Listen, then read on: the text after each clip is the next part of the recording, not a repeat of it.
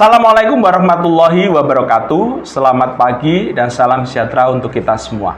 Teman-teman peserta kelas politik lokal dan otonomi daerah, hari ini kita akan melanjutkan perkuliahan dengan topik dinamika politik lokal, sebuah teori dan juga konsep.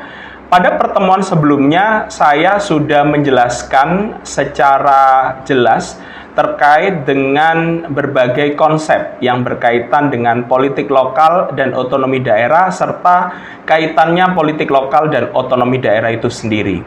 Pada pertemuan kali ini, saya akan menjelaskan perihal dinamika politik lokal, teori, dan konsep. Dan dalam pertemuan kali ini ada 4 materi mendasar yang harus kita pahami. Yang pertama adalah berkaitan dengan dinamika politik lokal, yang kedua adalah pola pergeseran politik lokal, yang ketiga adalah fenomena ataupun konsep tin versus tik demokrasi, dan yang terakhir adalah apa saja kemudian agenda perubahan dari politik lokal. Teman-teman sekalian, kita mulai materi ini dengan sebuah refleksi di mana munculnya konsep atau gagasan politik lokal khususnya di Indonesia.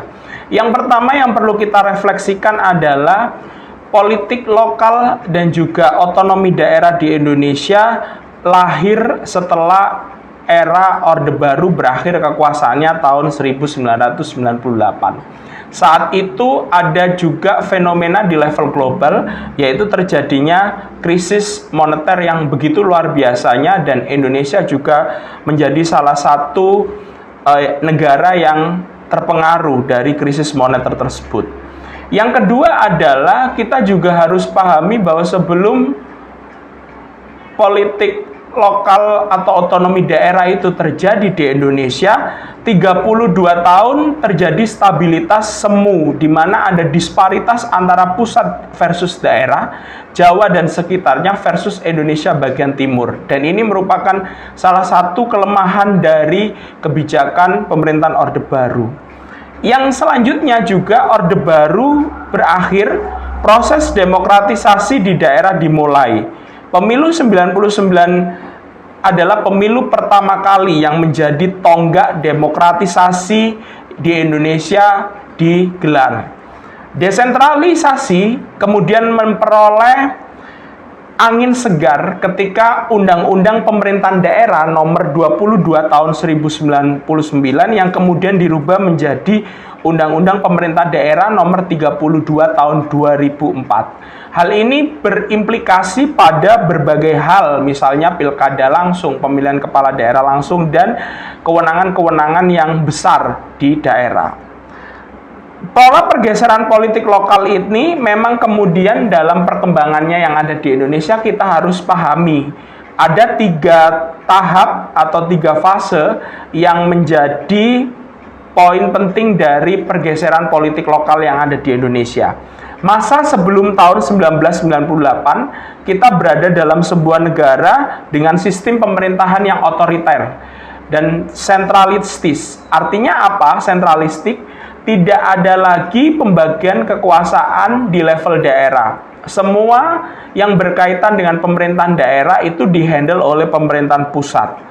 Kemudian titik perubahan itu terjadi tahun 1998, di mana saat itu terjadi transisi demokrasi yang salah satu bentuk penting di pemerintahan daerah adalah adanya desentralisasi, pemberian kewenangan yang cukup besar bagi pemerintahan daerah. Dan kemudian politik lokal saat itu lebih kepada pola demokrasi yang sifatnya tin demokrasi. Kemudian setelah tahun 1998 terjadi konsolidasi demokrasi, di mana desentralisasi tetap berjalan dengan berbagai dinamikanya, dengan berbagai fenomena yang ada di level daerah. Sehingga ada politik antara pemerintah lokal dan pusat yang disebut dengan fenomena demokrasi tik atau tik demokrasi. Sehingga kita harus pelajari perbedaan antara tin dan juga tik demokrasi itu, teman-teman sekalian. Jadi, dalam sebuah buku yang ditulis oleh Benjamin Barber tahun 2004 yang berjudul Strong Democracy, Participatory Politics for a New Age, mengatakan bahwa istilah tin demokrasi merupakan model demokrasi yang mengutamakan partisipasi masyarakat dalam pemilu.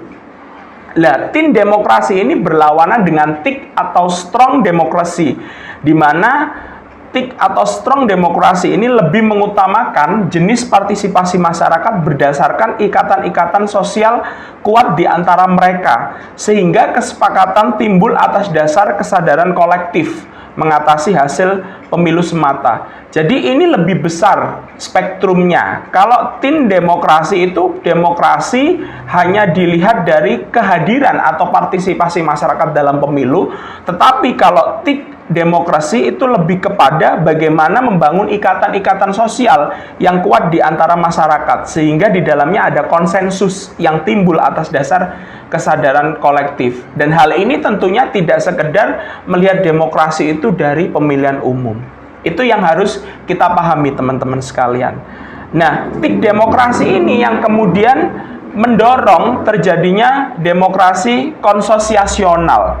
Jadi dalam bukunya Alan Lichbach tahun 1999 dalam Pattern of Democracy itu memberikan 6 klasifikasi demokrasi, di mana demokrasi berdasarkan konsensus atau dikenal sebagai konsosionalism akan menciptakan budaya demokrasi tanpa kebrutalan, ramah lingkungan, pembagian kekuasaan negara secara damai, mengutamakan kesejahteraan, dan cenderung terbuka bagi grant ataupun bantuan dari asing. Nah, ini yang dinamakan dengan thick demokrasi, yang arahnya adalah demokrasi konsosiasional. Nah, thick demokrasi sendiri ini juga akan mengantarkan masyarakat lokal lebih stabil menuju ke arah demokrasi yang disebut dengan konsosiasional tersebut. Nah, teman-teman sekalian, yang perlu dipahami adalah berikutnya berkaitan dengan agenda perubahan politik lokal. Jadi transisi pemerintahan otoriter menuju sistem pemerintahan lebih demokratis itulah yang harus kita pahami sebagai pintu masuk. Ada banyak perubahan kemudian, baik dari sisi politik, dari sisi pembangunan, dari sisi ekonomi, dan sebagainya. Nah, proses desentralisasi di Indonesia ini sama dengan proses demokratisasi dan kebangkitan masyarakat sipil, sebagaimana Hans Antloff dalam bukunya Aspinall dan Feli tahun 2003 yang menyatakan terkait dengan proses desentralisasi di Indonesia itu sama dengan proses demokrasi dan kebangkitan masyarakat sipil. Desentralisasi sebagai pengaturan kembali lapangan-lapangan kekuatan yang ada di daerah, sehingga ada beberapa perubahan politik lokal dengan desentralisasi sebagai delegasi tugas-tugas tertentu, sementara pusat masih menguasai tanggung jawab secara keseluruhan. Ada juga asas yang dinamakan dengan dekonsentrasi yang mengacu pada pergeseran decision making atau pola pengambilan keputusan dalam negara tersentralisasi, dan asas devolusi yang menyangkut transfer kekuasaan secara aktual ke tingkat-tingkat pemerintahan yang lebih rendah. Ada beberapa hal yang kemudian menjadi kendala, teman-teman sekalian, terkait dengan perubahan politik lokal dengan desentralisasi. Ada pergeseran dari pemerintahan sentralistik ke pemerintahan desentralisasi, itu tidak sinonim dengan pergeseran pemerintahan otoriter ke pemerintahan demokratis. Tidak juga mengisyaratkan ada pergeseran negara kuat ke negara masyarakat kuat. Melemahnya negara pusat tidak secara otomatis membuahkan demokrasi lokal yang lebih kuat. Desentralisasi di bawah kondisi-kondisi tertentu bisa dibarengi dengan bentuk-bentuk pemerintahan otoriter.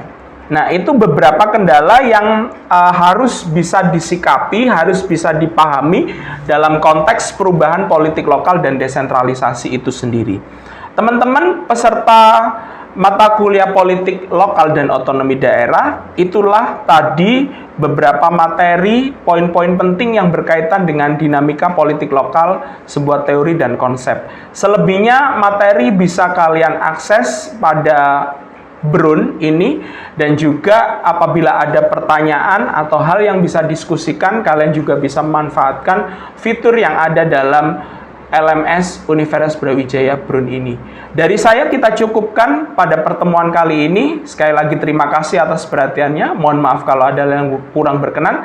Saya akhiri, selamat pagi. Assalamualaikum warahmatullahi wabarakatuh.